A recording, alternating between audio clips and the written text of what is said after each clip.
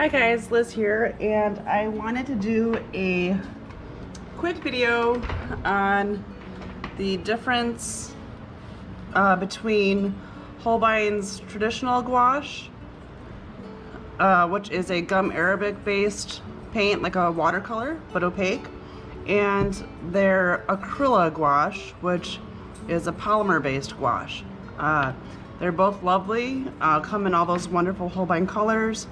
But I thought it would be fun to see a little comparison, and I can describe to you how they feel under your brush and what surfaces you can use them on.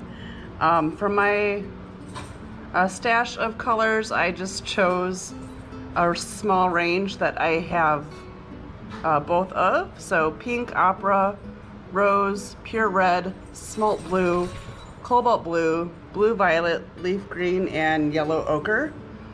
This top row is the traditional gouache, and the bottom row is the Acryla Gouache. I'm just going to do a little demo. This side is traditional gouache, this side is Acryla Gouache.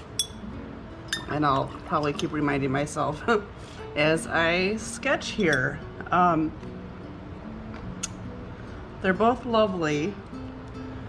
The traditional gouache, which is, as I mentioned, gum arabic based, has no whitening agent like some other brands. So all that nice density that you get from a gouache in this line is from pigment. And you would typically use this in a sketchbook or on a watercolor paper or illustration board, something a little fibrous.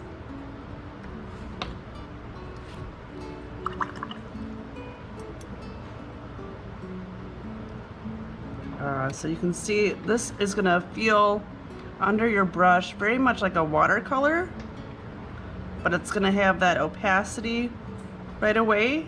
And of course you can dilute this as much as you'd like, just as you would a watercolor, or if you look at it the other way, you can build up layers more immediately than you would for a watercolor if you were trying to get like some really nice like darks. Let's see that. So that is the pink, and I'm going to use the same pink in the Acrylic Gouache on this side. Now this is more of a, it's kind of like a satiny feel under your brush. This kind of feels like a mix between a fluid acrylic and, yeah, I guess it's more like a fluid acrylic. It is thicker, you can blend it and layer it as well. So the properties it shares with acrylic is that it's permanent once it's dry on your palette.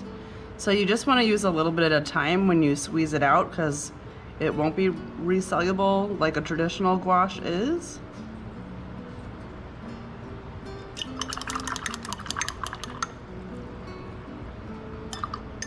I've used the Acryla Gouache on wood panels, the smooth artist panels from Ampersand, any watercolor surface.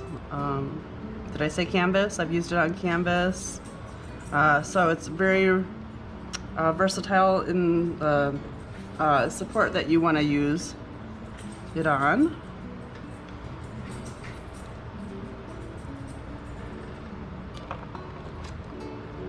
This is the rose color.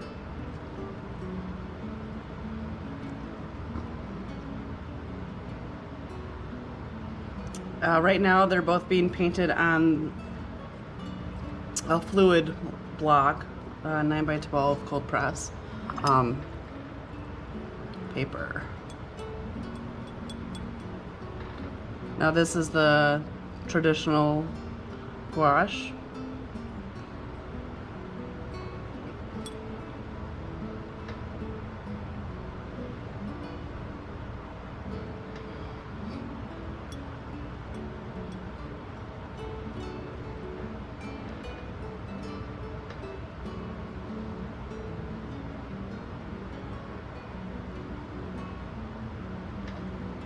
Right, and I just use for a palette for the traditional gouache, I like these porcelain dishes. Both of these, of course, I got at Wet Paint. Here's my one I leave out all the time.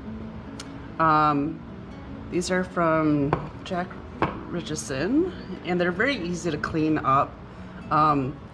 Usually for the Acryla Gouache, I use a paper palette like this, and these are handy. They're disposable, but if you don't want something that you just have to throw away, I've used a porcelain dish. I think I got this at Target, maybe.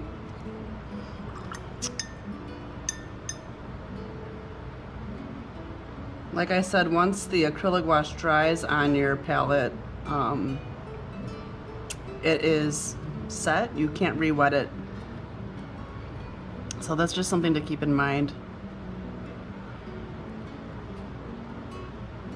The brush I'm using is a Jack Richardson Gray Matters round number 6. So you can see I can still dilute the Acryla Gouache for some really translucent looks, and you can do that, but you can also build up and make it more dense like an acrylic. You can also add the Acryla Gouache to other water soluble media, so that's kind of fun. I usually just use it as is by itself. I really like the consistency, and like I said, you just need a real little bit of this. It goes a long way. This is the smalt blue. This is a pretty color. Don't know if I'll use all these colors. I just wanted this to be a quick little 1, 2, 3 video.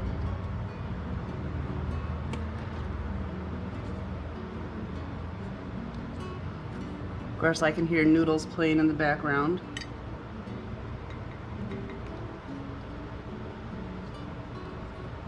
It's like she knows when I'm filming. It's all right.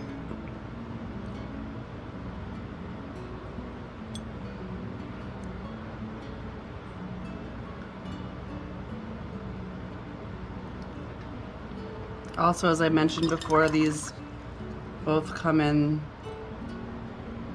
all those beautiful Holbein colors. Holbein makes really beautiful everything. I'm a huge fan of their watercolor, and maybe next I'll do a comparison of the watercolor versus the gouache too.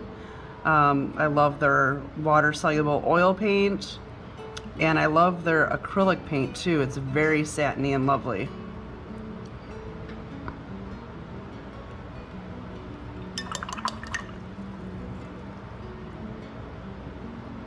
I hope this helps you decide if you want to try one of these products and see what will be more versatile for the kind of art that you're working on. The Acryla Gouache was also used on one of the kids' videos, the Painting Your Pinch Pot video. Like I said, it's a multi-surface kind of media, just like a regular acrylic might be.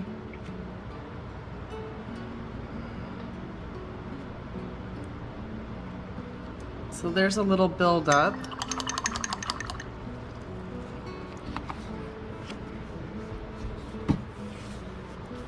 So this side is the traditional gouache, and this side is the Acryla Gouache. And I'm going to time-lapse the rest of this little sketch, but I hope that was fun and informative, and maybe you'll be inspired to try one of these lines. They're both wonderful, and I've heard that Wet Paint now has the larger tubes of the Acryla Gouache, so that's very exciting. I think you'll fall in love with the color range and the flexibility, and if you're gonna go out sketching on the go or make a to-go kit, use the traditional gouache. But try the Acryla Gouache at home in your studio. It's really fun.